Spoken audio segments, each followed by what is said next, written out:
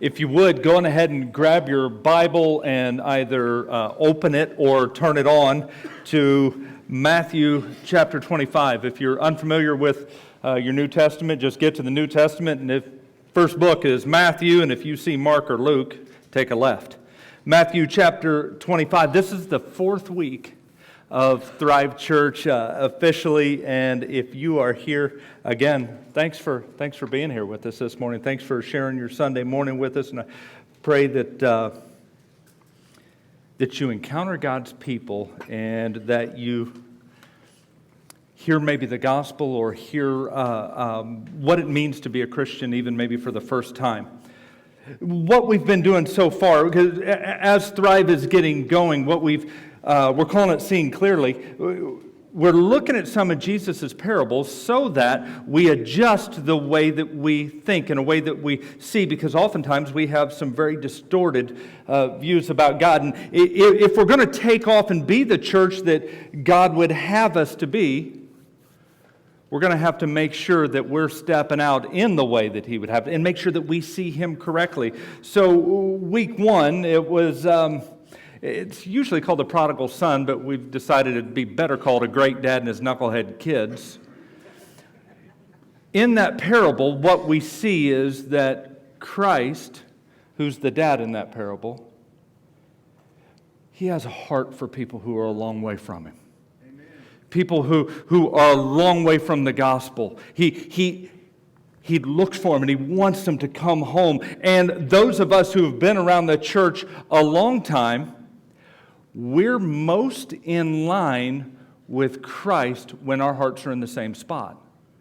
So when we're out looking for those who are far from Jesus, when we're not spending so much time judging, but instead loving, we represent Christ better in that. And then week two, we looked at the parable that's called the Good Samaritan. And in that, it starts off, well, who's my neighbor? In other words, who do I have to be kind to? And what we really see is that in that parable, we're the dude in the ditch. And it's Jesus who comes along in His kindness and takes care of us and provides for us and loves us. When we get God's great love that's been expressed to us, you know what, we don't ask silly questions like, who should we be nice to? Once we realize how much God's done for us, then we're in a better position. And then last week we looked at the parable that's called the rich man and Lazarus. And what we really see there is that God gives us a limited amount of time. We have opportunities all around us. Those opportunities aren't guaranteed forever. Today's the day to be kind to people. Today's the day to love those around you. Today's the day to make amends, to reach out. As we start to get there, then we start to become the church that can be used by God. A church that can do, let me be careful in how I say this. Not the church that puts on the biggest production or the best show, but the church that goes out and loves people all around us every day. What we're not looking to do is to create false circumstances for us to do things that we wouldn't naturally do. In other words, hey, let's have this and we'll act like we're someone we're not. The church that's going to be effective, the church that's going to change a community, is going to be a church where people learn to just do what comes naturally. In other words, let me love those around us. And I'm talking about in my family and in my workplace and in my spheres of influence. That's the church that will begin to change an area. That's a church that will leave an impact. Now, this week, the parable that we're going to look at is a bit different. And really, we had to look at those first three before we get here. This is a parable that, I've got to be honest, has kept me up at nights. And not just a couple. This is a parable that hasn't always brought me comfort, But at some points in my life, it's actually scared me. And I will say that now it provides hope and it provides purpose. Let me put in a disclaimer. If you're here today and you don't know Jesus as Lord, so in other words, or if you're casually Christian, first of all, I'm so thankful that you're here. I'm so incredibly thankful that you're here. But I want to say this isn't so much an evangelistic sermon. In other words, I'm not going to be presenting a case for why you should follow Jesus. But what you will see is what Jesus, or the way that Jesus looks at his church and the response of the church. See, oftentimes as a pastor, and I'm not going to lie, I feel this all the time, boy, we want to set the bar so low that you just fall right into it. Hey, look here, you tripped and fell in our baptistry. Let me baptize you.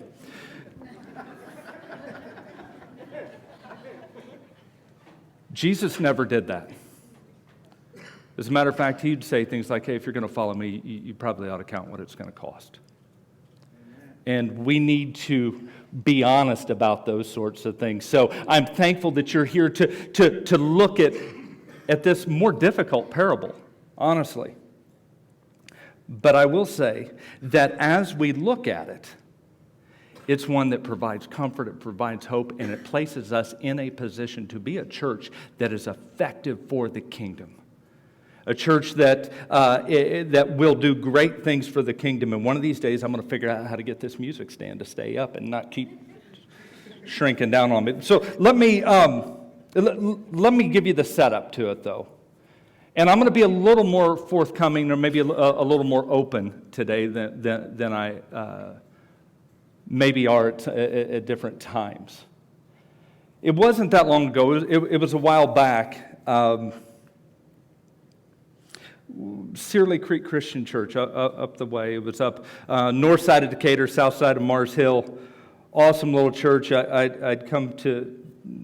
The elders hired me to come in to work alongside them to bring revitalization and to try to help. And I came to a point several years in where there was incredible ministry and there's some wonderful, wonderful things that were happening. But I came to that point where every pastor gets to, if he's been to this, it's a terrible feeling where you go, the long-term outlook right now is not good. The neighborhood has, in other words, like the area around us was going commercial. They were going to build right next to us, on the other side of us, behind of us, was all going to go commercial. And there were some other things that were driving at that. And personally, I was at this point where I said, oh my, there's a better than average chance that this isn't going to make it. And I'm going to tell you, it's one of those. Satan will start to attack then. Well, your preaching's not good enough. This isn't good enough. This isn't good enough. And the fact of the matter is, there's not a single church that was planted in the New Testament that's still alive today. You see, there is a life cycle. There's a time frame where churches exist. And that's one of those very, very difficult questions where, for me, I go, what do I do? What do I do? I remember calling a professor, a friend of mine at college, and just saying, hey, I'm in unfamiliar territory here. I don't know how to do this. And he said, well, what would a leader look like that have what you don't have to make this work? And I was going, no, I don't think that's it. Granted, there's a lot of other things that could be there, but I don't think that's necessarily the problem. Here's what's going on. Do I write it out and just love the people that are here and we just try to do some good ministry for the next bit of time until God closes the doors? Or do I leave and take probably the safer route for me and my family? Do I just leave and go say, hey, let someone else can take care of that? And all the while, this text that we're about to open is starting to plague me. It's in the back of my head. And God is, during this time, starting to arrange conversations that now I can look back on it and see that He put together. Trust me, we're going to get to the text today. This is a longer intro for me. We're going to get to the text today, but I want us to really get there, okay? I remember having a chance to sit down with a retired Army general. And if those of you who have been in the military, when you get a chance to sit down with the general, you listen very carefully to what he has to say. Amen. Yeah, you just do, man. I was, E1 and he's way over here. My bosses didn't have any business talking to this guy. But he said this to me. He said, Steve, you have a certain amount of time. You've got 15, maybe 20 years. And then you need to be out of the pulpit and you need to move to a support role. What's the greatest impact that you can make for the kingdom in that time? So start to think in stewardship terms. And right after that, I remember I was driving home and I ran into Eric out in the middle of the street. Eric playing the guitar here. And he was like, man, what are you doing? You look like you're pretty beat up. And I'm going through this in my mind and going, hey, I don't know. And he's like, doesn't sound like you're done yet. Doesn't sound like you're done yet. And at the same time, I went and then met with another older pastor who really just kind of put it to me. And at the whole time, God, the Holy Spirit, has taken this text and he's pushing it on my life. And pushing it on me and pushing it on me and pushing it on me. Saying, you need to hear this. So let's get into it. Matthew chapter 25. Let me give you sort of the background for what's happening. If you read Matthew 24 and 25, you can almost read them like a long sermon by Jesus. It's sort of that, hey, end of the world sermon. Now, he's about to stand trial, and honestly, the judgment's going to be overturned in 3 days. But his judgment here is something that's going to be eternal. And while we like to get all excited about, end time stuff and hoping Nicolas Cage and Kirk Cameron will show up and there'll be a great movie, it's not quite, honestly, it's pretty straightforward. Matthew chapter 25, verse 14. For it's just like a man who, about to go on a journey, he called his own servants and entrusted his possessions to them. To one he gave 5 talents, to another 2 talents, and to another 1 talent, depending on each one's ability. Then he went on a long journey. Immediately the man who had received 5 talents put him to work and earned 5 more. In the same way, the man who with 2 earned 2 more. But the man who'd received 1 talent went off and he dug a hole in the ground and hid his master's money. Notice something very quickly. Let's kind of pick this apart, and then I'll just preach for a minute at the end. He calls his own servants. These are people who belong to him. These are people who work for him. They're identified with him. In other words, he's talking to Christians here. These are church folks. These are folks who know him, and he hands out to one 5 and another 2 and to another 1. Let's get this down because, we live in a time where everybody's got to get a trophy. Here, hey, there's probably good and bad to that. I probably shouldn't have said that. Everyone is loved equally, but not everyone is gifted equally. And here, the master, who we'll get to, is Jesus himself. He gives 1 5 and 1 2, and 1 he gives 1. Now, if you're like me, I grew up in Sunday school class, way back 1,000 years ago, where talent was probably still getting handed out somewhere. But you get this idea of a little bag of money is what a talent is, and I want to challenge you. That's not what it is. A talent equals, they gave a coin for a day's labor. It was called a denarius. Took 6,000 coins to make 1 talent. On the low end, we estimate it was 6,000. So 1 talent is 20 years worth of labor. 1 talent equals 20 years worth of wages. If you take minimum wage, 1 talent is about $350,000. So that would make 2 talents almost $700,000, and that would make 5 about $1.7 million. That's a lot that he's entrusted into these people. He's entrusted a load into them, and this should be money. If he's entrusted them for this, for his land and his work, that's supposed to pay salaries. That's going to provide for people. That's going to do construction projects. That's going to extend his work. We need to notice there's 3 obvious aspects of Jesus' parable here. The first one, let's get that out of the way again, that Jesus is the landowner, and he's given his people so much. So much. Notice Jesus doesn't say in the parable, and he never explains really what the resource is. We like to talk about money. We like to say, well, it's money. And you'll hear preachers use this for a tithing sermon, and maybe that's part of it. But that's not all of it. This is everything that God has entrusted to his people. God's entrusted time and giftedness and relationships and resources, and for goodness sakes, the gospel to people, and he expects us to use that. The other thing to notice here is that he gives so much away, but we're going to find out later, he looks at that and he says, I've given you little. In other words, God has a lot. His resources are limitless. That's one of the things that we pick up. You almost don't notice this as you go through it. But the third one there is he entrusts those resources to the church with the expectation that his kingdom would expand. Matthew 28.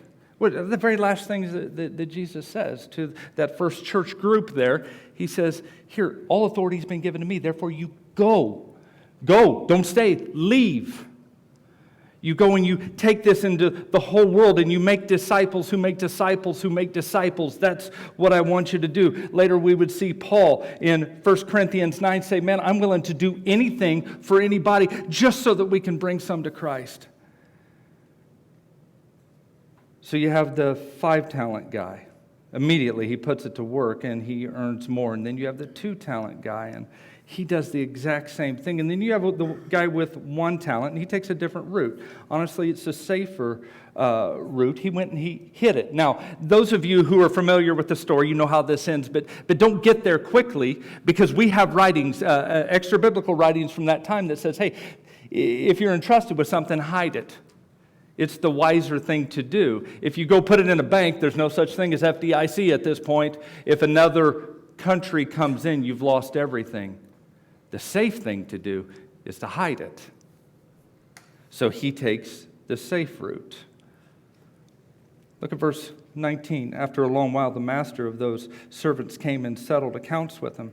The man who'd received 5 talents approached, presented 5 more talents, and said, Master, you gave me 5 talents. See, I've earned 5 more talents. His master said to him, well done, good and faithful servant, for you were faithful over a few things. Remember, he gave this guy $1.7 million. You were faithful over some little stuff. Now I'm going to put you in charge of big things. I'll put you in charge of many things. Share your master's joy. The man with 2 talents also approached. He said, Master, you gave me 2 talents. See, I've earned 2 more. And his master said to him, well done, good and faithful servant. You were faithful over a few things, and I put you in charge of many things. Share your master's joy. So we see here again, don't forget the master represents Jesus in this. After a long time, he returns. We know that kind of Christmas happens twice. Jesus came that first time, and he's going to return again. This is that picture of what it looks like when he does. This is part of his end of the world sermon. And it says he's going to settle accounts. He's entrusted us with things. He's going to settle up with that. With the first 2, notice that the response is the exact same with the first 2. The first 2 immediately, as a matter of fact, if you read it in the original language, it's got this idea that they just went to work, and they worked, and they worked, and he says, man, that's awesome. Thank you. Well done. Well done. See, here, faithfulness to God is equated to faithfulness to the mission, to sticking to his mission. He says that, and he says, share in your master's joy. I don't want to be that preacher that says, hey, if you read Greek, you'd get this. But, please, throw things at me if I ever get to be that guy. Yeah, thank you. Here's the thing that you do pick up on in the original language here is this idea of joy has to do with the wedding feast. It has to do with a banquet We know that's the picture that's always given when Christ returns of this marriage, this huge party. And what he's saying is, oh, you've been fantastic. Thank you. Here, I've got a spot at the table for you. Come and sit by me. I've got a spot for you. Can you imagine these servants who had gone out, man, they've worked their tails off, and now they're getting, hey, I get to sit by the king. I get to share in what's his. What a picture. Look at verse 24. The man who had received 1 talent also approached and said, Master, I know you. You're a harsh man, reaping where you haven't sown and gathered where you haven't scattered seed. So I was afraid, and I went off and I hid your talent in the ground. See, you have what's yours. His master replied to him, You evil, lazy servant. If you knew that I reap where I haven't sown and gathered where I haven't scattered, then you should have deposited my money with the bankers, and I would have received my money back with interest when I returned. Did you notice that here, like, the whole tone changes? It goes from, well done, come and sit by me, to it suddenly becomes harsh. It gets from joy to where there's accusations getting thrown around. And he says, I know you. To the master, I know you. You're harsh. He actually attacks his character. You're taking where you haven't sown. So I responded. It carries the idea here in the text of he just kind of arrived at that conclusion. I know you, so I did this. I played it safe.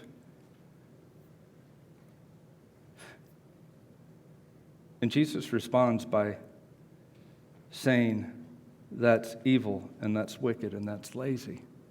And I can tell you for me that this text has been staggering in my life. Because the idea of, hey, I could play this safe, or I could protect me, instead of putting Jesus' agenda first and making accusations against him all along the way.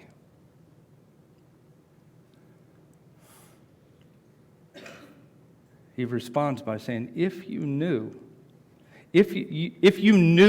in other words, he's not confessing. Let's make sure we get a text, because whenever we get to this text, people ask me this, is Jesus really saying that he does reap where he hasn't sowed? No, what he's saying is this: if you really believed what you just said, you would have acted differently. If you really believed what you just said, you would have acted differently. He's calling him out here.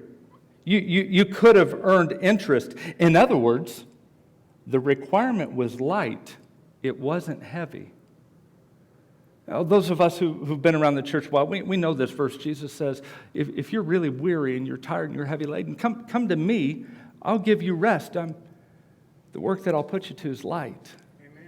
Amen. That's what he says. And yet this guy makes the complete opposite accusation. And Jesus says, man, if you would have just done anything, you would have just done anything. You see, he's hiding behind a smokescreen of false fear. The guy that mentored me, and I think of this often, he'll say, Steve, the only gift that God will never use is false humility. Don't assume you have nothing to offer. He's entrusted you with a lot. You use it. There's not, there's in the text here, there's not a subtle jab too, honestly. Has anyone ever heard of the Dead Sea Scrolls? You heard of the Dead Sea Scrolls? Those were kept in a place called Qumran. That was a community outside of, just outside of Jerusalem, or down the way outside of Israel there, where they went to hide. Basically, they said, we won't be a part of society, so we're going to pull back. And they hid. And thankfully, actually, we've got a lot of old documents because they did that. But if we look at this, Jesus is saying, no, we're not going to hide stuff. He tells us to go. Go be among people. There's a draw for churches to want to pull back and to get away from the problems of society. Oh, society's doing this. Can you believe what's on the news? Can you believe that? Let's huddle up into a small group. Matthew 28, Jesus does not say, go into all the nations unless it gets kind of funky and then pull back. He says, get going. That's the job. That's what we do. We have turned go into stay safe, and we turn about from thinking about God's abundance to going into scarcity and survival mode. We turn serve into feed me. And the whole while, this text here hangs out in the background, and we see that that's not the pattern of the church. Verse 28. So take the talent from him and give it to the one who has 10 talents. For to everyone who has will be given more, and he will have more than enough. But from the one who doesn't have, even what he has will be taken away from him. Throw this good-for-nothing servant into the outer darkness, where there will be weeping and gnashing of teeth. 2 were elevated, 1 was rejected. 2 were invited into the banquet, 1 found himself in the dark. Don't miss this. Jesus isn't attempting to scare people. He loves you enough to tell the truth. Amen. He loves us enough to say, hey, no, this is what it looks like. This is what it looks like. We try with what he entrusts us with. And I also get, because I promise I'll hear this later, someone will say, Steve, are you pushing a works-based salvation? No, Ephesians 2, 8, and 9 is very, very clear. For it's by grace that you've been saved through faith. This is not of yourselves, it's a gift of God, so that no one can boast. But what I am saying is this. If you know Jesus as Lord and he has changed your life, it will work its way out into your actions. It will work its way out into your life. There is, how do you know an apple tree? It got an apple hanging off of it. I mean, let's not overthink that one. How do you know an orange tree? It better have an orange hanging off of it. How do you know Christians? They're working for their Lord. They're using their love. When I say using, hold on, I better finish that sentence. They are using what God has given them to grow his kingdom. They're loving people around him, and we have to get that down. And I'm not going to lie, man, this parable here drove me nuts. Just drove me nuts. It's hung out in the back of my heart and over, particularly when God knew that I was in a sinful spot, because I'm thinking, what's the safe way for Steve? What's the safe way for me? What I found was that God was using this to move me out of safety and into risk, to move me into that place where I really needed him. Because honestly, I'd gotten to the point in my life where I could go through the motions. That's a terrible place for a Christian to be.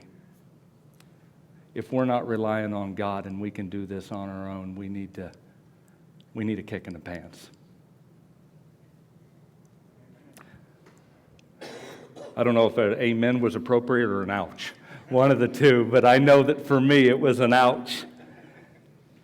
So I made that walk to the elder meeting and sat down and told all men that I love dearly and said, hey, here's what I think, and here's what I think is going to happen.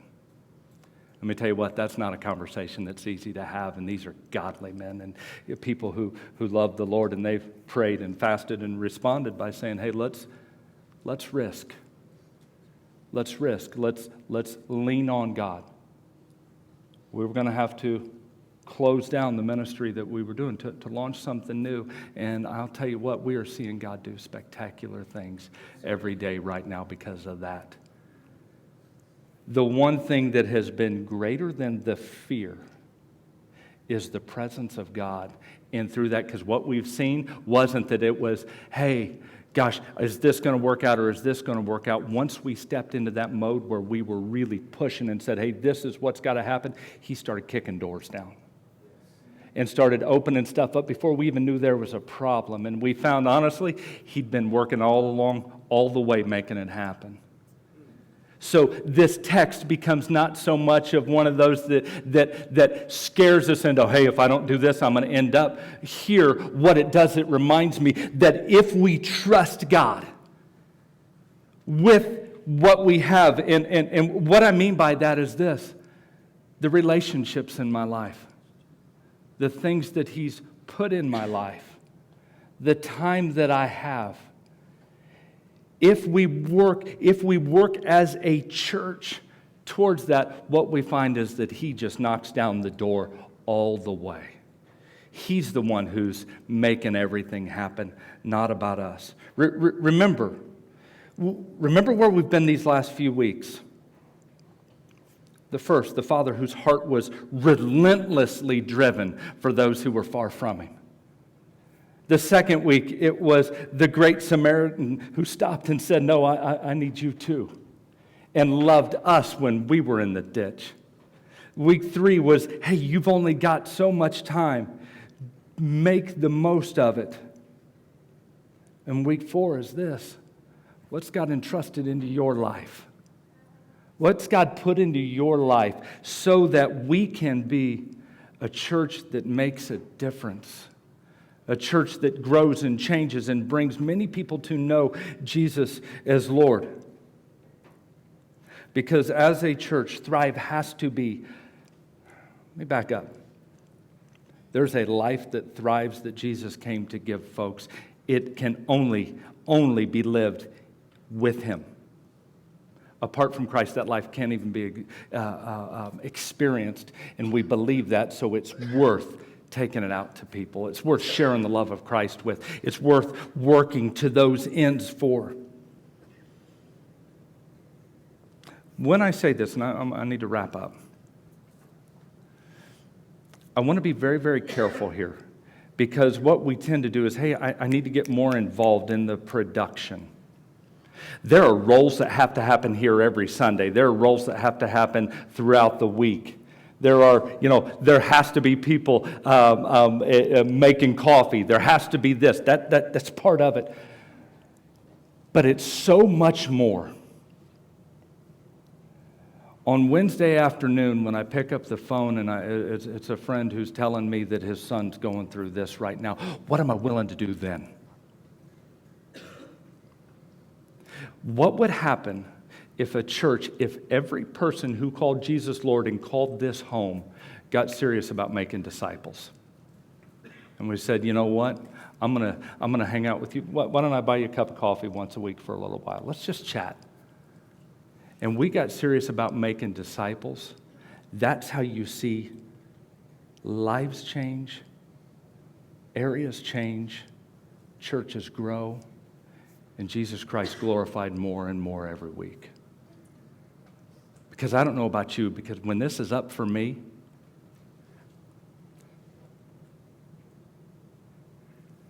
the only thing I want to hear, good job.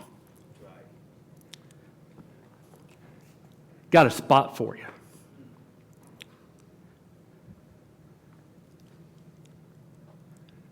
Not, I don't know you.